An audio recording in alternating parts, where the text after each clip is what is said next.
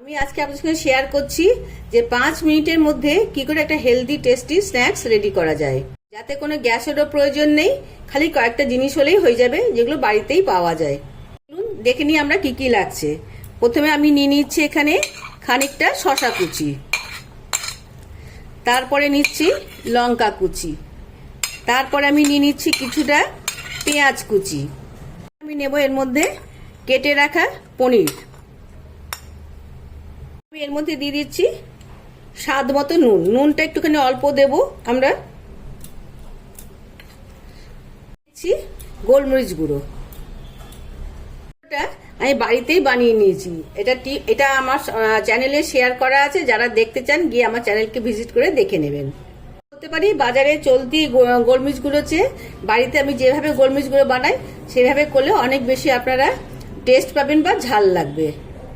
এবার আমি এর মধ্যে দিয়ে দিচ্ছি মেয়োনিজ। মেয়োনিজটা আমি এরকম বড় বড় ভর্তি করে 2 চামচ দিয়ে দিলাম। এবার আমি এই শসা কুচি, পনির, পেঁয়াজ সব মেয়োনিজ দিয়ে ভালো করে মেখে নিচ্ছি। 2 পিস পাউরুটি নিয়ে নিয়েছি।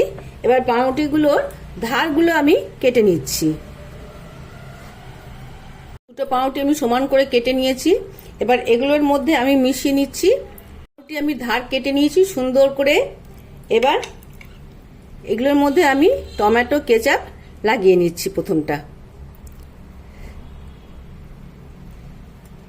আমি দেখুন 1 পিস পাউরুটির উপর লাগিয়ে নিয়েছি।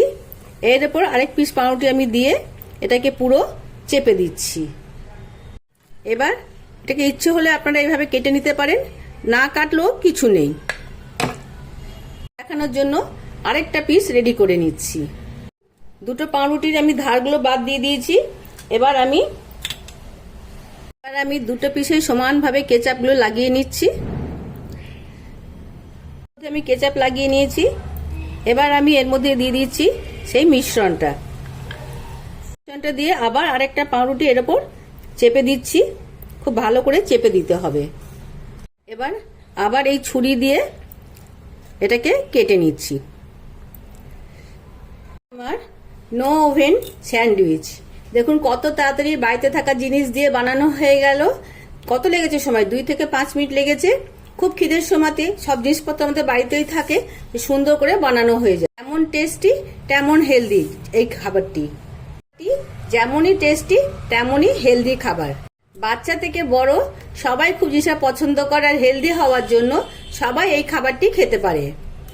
যে আমি পাউরুটি যে ধারগুলো বাদ দিয়ে রাখলাম ওগুলো কিন্তু আমি ফেলে দেবো না, ওগুলো আমি মিক্সারে ব্লেন্ড করে আমি এটাকে ব্রেড ক্রাম্ব করে ফ্রিজে ভরে রেখে দেবো, যেটা অন্যান্য কিছুর সঙ্গে ব্যবহার করা যাবে। Please subscribe my channel. Tata, দেখা হচ্ছে আবার অন্য কোনো রেসিপির সাথে।